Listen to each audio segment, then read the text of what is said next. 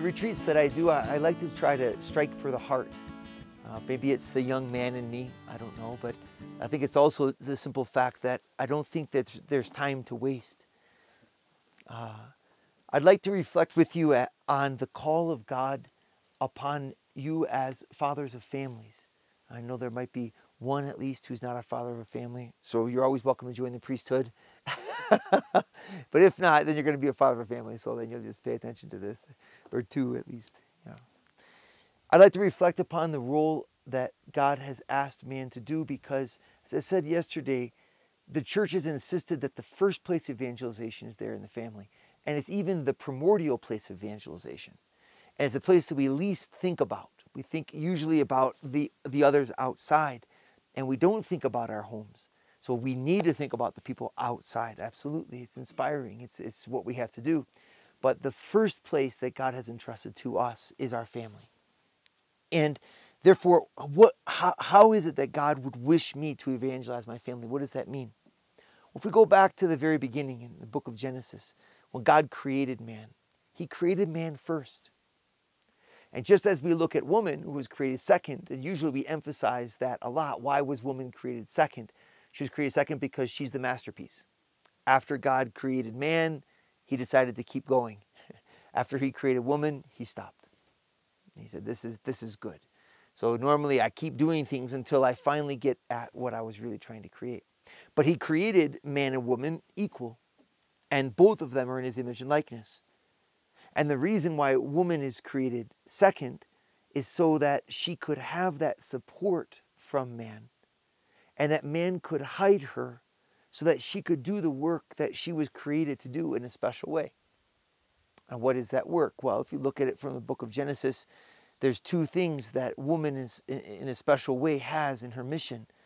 The first is that man cannot love without her. There's no suitable helpmate for man. And I find it kind of funny because God took all the animals to man one by one. He wanted to get through his head. Elephants, horses, and he even brought the dog. So in heaven, one of the things I'm going to ask to see is what Adam looked like when he saw his best friend, the dog, come along. And he said, this was not a suitable companion for him because we still got it in our head that this is our best friend. But it is not a suitable companion. What can a woman give that a dog can't? See, a woman can give that ability to receive the depths of his soul, to want the depths of his soul, and to allow that gift of the depths of his soul to deploy all of its strength. And so he created woman. And the second thing that woman gives is the ability to procreate. So obviously we can't have children on our own. And woman therefore becomes the guardian of life. And God created her, and after he created her, he said it was finished because she adds an absolutely irreplaceable element to our humanity. This guardian of love, guardian of life. Pope John Paul II goes so far in his letter on the dignity and vocation of women as to actually say that woman, it holds within her vocation the future of all of civilization. If woman seizes her vocation, then civilization will survive. And if she doesn't, then it won't, because she has the primary teacher for the children of that inner working of love, which is just the key. And yet, but then we got to go backwards because we focus on that, and then we just step back and we say, what about men? We say, well, we really don't know. That's the answer. We don't want to talk about men because then women get mad if we talk about men. But I think that's kind of ridiculous for us to say women are going to get mad if we talk about men being special. So the only person who's special is women. That's not true. Well, what is special about being a man? Well, first thing I could say is that we were made first. And now what does that mean, we were made first? That mean we were best? Well, no, it doesn't mean that we're best. It means that we were first. And that woman has been entrusted to us. Now, what does that mean? You have to be really careful, obviously. It doesn't mean there's any sort of inequality. It doesn't mean there's any sort of I'm better than you or machoism. All that's been condemned multiple times. And yet it still remains. We were created first. And there was a covenant between God and Adam that existed before woman came. Or you could say, what was that covenant? The covenant is that man alone, of all the creatures of the earth, not males, men and women together, but the human person is the place where the physical world and the spiritual world unite. Some of the ancient Greek philosophers would say that man is the horizon where heaven and earth meet. You look out and you see the skies and the earth, and that line where the two come together, that's man. And because we have in ourselves all of the nobility of the intelligence, which is, of course, the image of God in us, and because of the intelligence, we have the nobility to love with a spiritual love, and yet we have it within a physical body that changes, that corrupts, that dies. A physical body even before sin, where you had corruption, that possessed a specific time and a specific place, and that was able to suffer in a substantial way, in a physical way, the things of the physical world. So that man becomes, as it were, where the earth meets the heavens. And there, God made a covenant that through man, now here specifically through Adam first, before Eve was created, although Eve shares in this vocation, just like we share in the vocation to love and life, but in a different order. The primary thing that God asked for man was to bring that physical created world back to him. And how? By how? By adoring, worshiping, and keeping his relationship with God intact. If man keeps his relationship with God intact, then all the physicality that his body implies and all of the commonality that we have between our bodies and this water, and our bodies and the trees, our bodies and the stones, all of that becomes ordered to God through us. Right? And again, women share in this vocation. It's not an either or, it's a both and, but there's an emphasis. The vocation was given to Adam, who was the first one. He was given dominion over the earth. And there's a covenant there between God and man, such that man's vocation is to bring that earth up to him. I think that that's something that we have to really reflect on. And there's more to the vocation of man that we could develop, but I want to focus in on this one point. Because then if I go to my family and I say, okay, what's my role in my family? We have to remember my role in the family is the custody of the Spirit. To maintain the upward thrust in my family. Beyond the changes that can happen, beyond the corruption that can take place, beyond all of even the emotional, affective milieu of wonderful emotions that can take place in a family. Where's my family going? Guys, what are we doing this for? Right? What's the purpose of things? It's to keep the end in mind, because man has a special covenant with God to bring this earth to God. And that requires that he himself accept that he lives for God. And that's perhaps the biggest challenge that we have since sin. In original sin, we neglected that. God gave us clearly an order. We clearly disobeyed the order. We chose to not live that upward thrust. Eve came to us. She wants to eat of the fruit of the thing. She presents the fruit to Adam, and Adam took it, and he ate. It was at the moment that Adam ate that all humanity fell. Why? Because at that moment, man forgot that he was living for something much greater than an apple. Even though it doesn't say apple, it says a fruit. But y'all get the point. How many times does that replay itself in our own family life? Kind of a lack of courage, a lack of determination. That's why I wanted to ski up to this place. Because it takes you down to your core. I've got to get to the goal. There is no way out. What am I going to do? Go on his sled back home? We're not going to have a helicopter come in. I've got to finish the race. And that touches something very profound in us, because there's that same determination that needs to take place at the spiritual level. Guys, it's not about, in the family, guys, it's not just about the food. It's not just about our clothes. It's not just about your friends. It's about character. Who you are. And a father has a covenant with God to remind his children of that. He has a grace given to him by God to remind his children and his wife of the primacy of the spiritual. And again, wives share in this too, just as you share in their vocation to love. It's not like machoism. And there are some guys I know who are more feminine than their wives, and the wives who are more masculine than their husbands. This could happen. It's not a bad thing. You'll always be a man just by the fact that you are male. And you'll always be a woman by the fact that you're female. And each one deploys his things in a different way. It's not about a personality type. That's what it's very important. There's a grace given to you by the fact that you're male. You reflect God's image and likeness in a unique way. And that grace is a call to live out that relationship with the infinite. The thirst for what excels, right? And to pass that on in our families. Because I think a lot of times because of our cowardice, we don't deploy our own greatness, our own desire for intelligence. I love to see that when men hit middle age, they start to read books about Vietnam or President Roosevelt. They start to read books about World War II, and it's neat. Or we start to tune into documentaries. What does that reveal? We never do that when we were young. We hit middle age, we start to do that. And as we grow a little bit older, we start to garden. There's a thirst in us to say there's something more than the humdrum. There's something more than the churning of the machine. There's that grasp of the deeper principles that make reality live. What a gift that is to your children.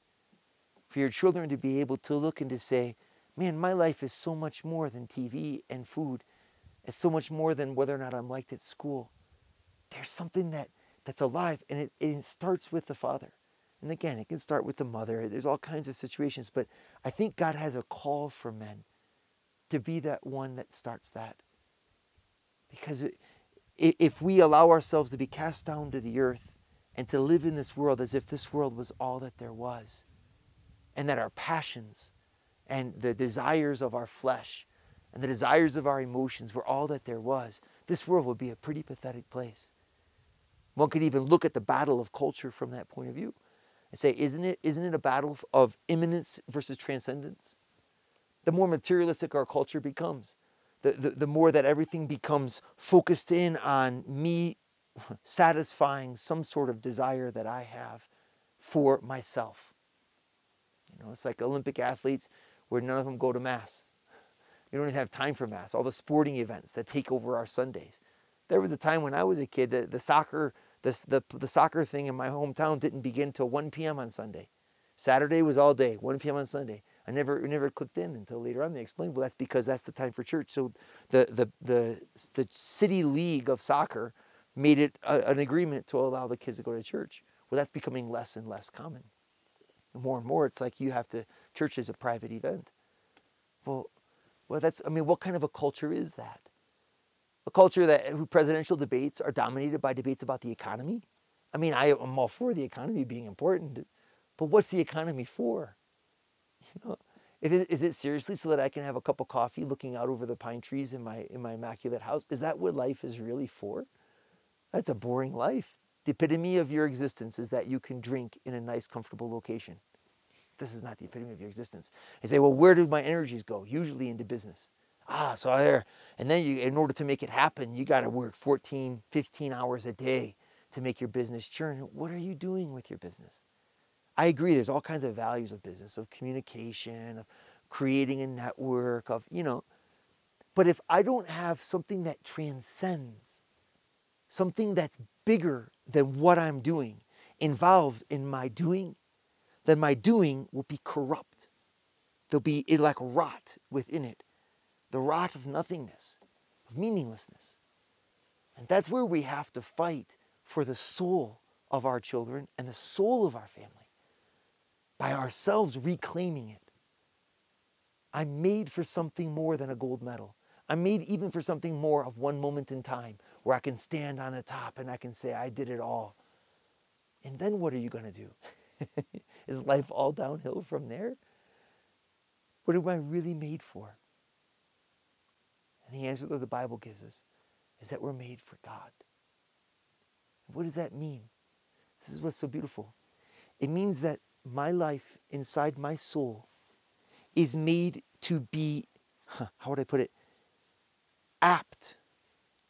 adopted so that I share in God's life as he's living it in his soul. It's almost like a union of the depths of my person with the absolute infinite ocean of love, such that I love with every fiber of my being, so much that my entire body is rendered incorrupt and eternal, full of light. The resurrection of the bodies is when exactly that, when every fiber of my being is transformed by this life that has seized me. And it's a life of absolute infinite love. There's nothing more intense than heaven. See? And that's what I mean by reclaiming the soul. By putting that already into my family. Does dad love from the depths of his heart? Not just emotionally, I accept you, I coddle you. That's a very important thing. But also the love of saying, kids, like let's not forget that we're made for the vast expanses of being. You know, I know one family, for example, they insist on one family conversation during dinner. Now, every dad is different, but this dad's made it work. And so they have a talking stick that they pass around to little kids, and his kids are like 4 years old, you know. But you get the talking stick, and then everybody listens to you, and the dad throws out a question, and then everyone answers the question, and then they do a child discussion that way. It's kind of cool. So you get this talking stick, and then the kid talks his little thing, and then he passes on to the neighbor. And it's the dad's way of trying to bring the family upward into something that's a little bit more intellectual. Another dad that I met does this thing every day called the light and love game. And so every kid goes around the table and they all say, and mom and dad do it too. So the whole family shares one thing that they learned and one spot where they loved that day. The light and love game. Right? It's so silly. And yet what are you doing? You're immediately infusing that day with intelligence. You're getting the kids to think beyond themselves. You're fighting the imminence with transcendence. Sports are a great access to that if it's educated right, which is why I did sports in the middle of our retreat, because what we're doing physically, what about that challenge inside? The challenge to overcome my selfishness, to overcome my pride, to fight through my imperfections, right? To fight through even the not knowing about God or my fears about God. Are you going to let your fears about God or the fact that you don't know God keep you from knowing him the rest of your lives? Just how long are you going to live without him, right? Is that silly?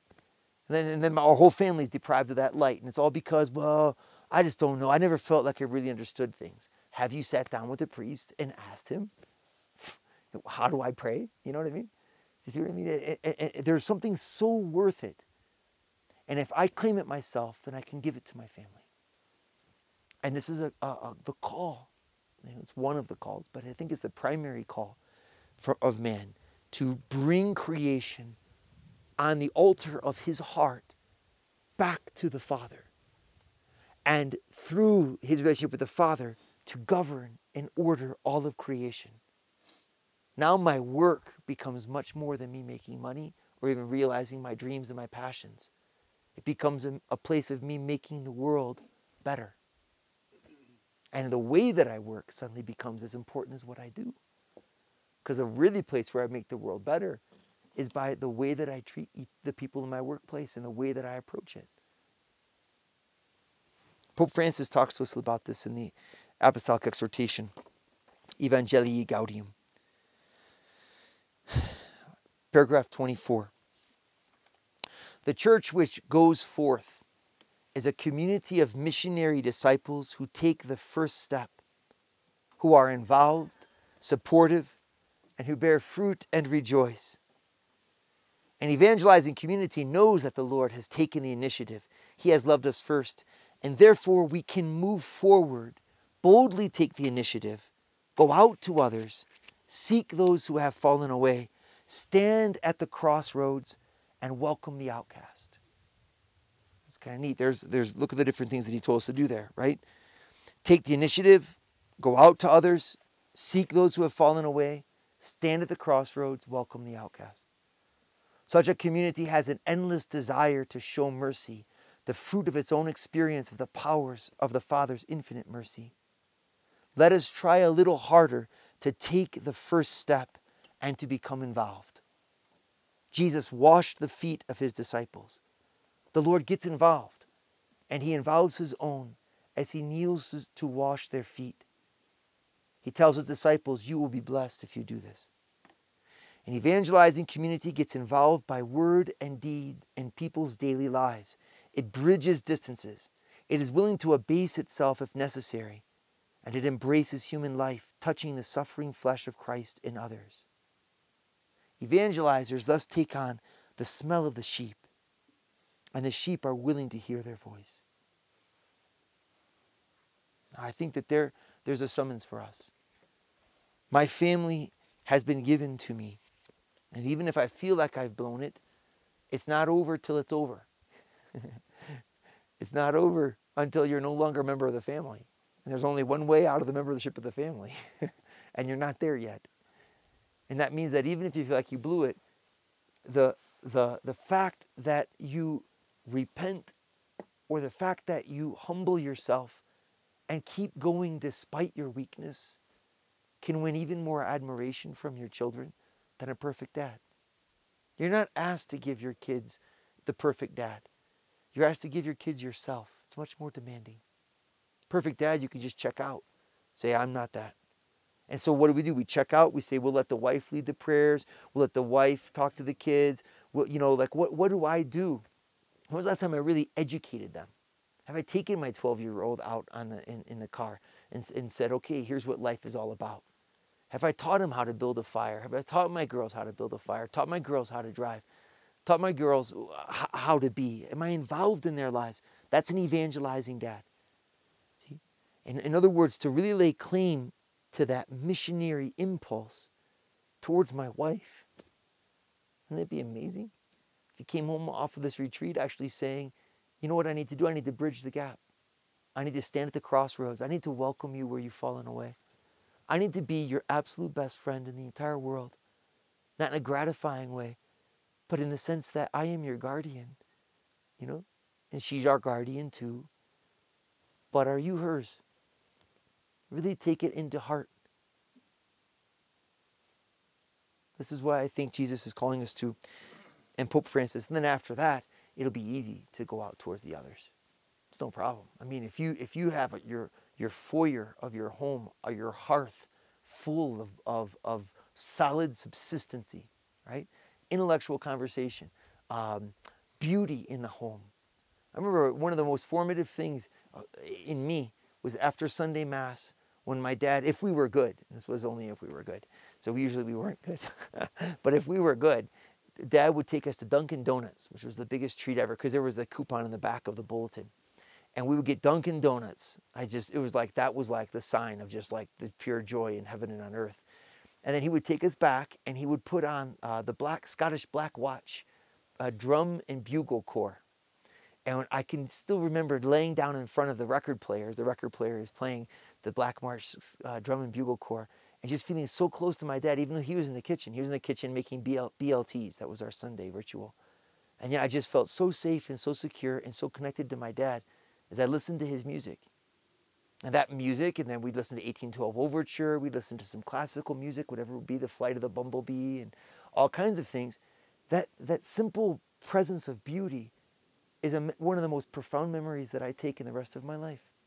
He probably didn't even know he was doing it. He was just sharing. He was sharing something deeper about himself. See? It's as simple as that. Every one of you is deep. Give that then to your family. Don't sit back and say, my job is this, or I'm not good at this, or I feel like I've blown it, it's too late for this. God has made a covenant. He's given you a grace that's inscribed in your nature to be the leader in the family. And that leadership is so simple. It simply means to live your relationship with God in their presence. God will do the rest.